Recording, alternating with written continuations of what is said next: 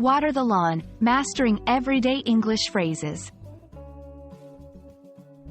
Hello and welcome to our English language learning series. Today, we're going to explore a common phrase in English, water the lawn.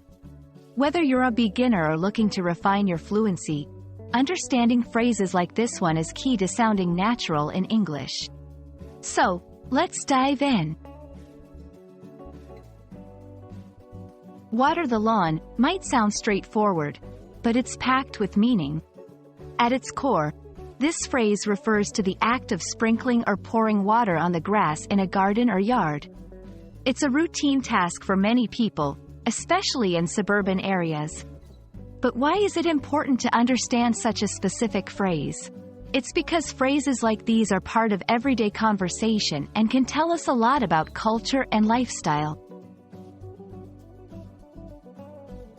Now, let's see how to use water the lawn in a sentence. Imagine a neighbor saying, "I water the lawn every evening to keep the grass green." This not only tells you about their daily routine but also reflects a common practice in many communities. In conversation, this phrase can be used literally or metaphorically. For instance, you need to water the lawn of your talents regularly. Metaphorically means nurturing and taking care of your skills. Understanding water the lawn also opens a window into certain cultural practices. In many Western countries, having a well-maintained lawn is a sign of pride and care for one's home.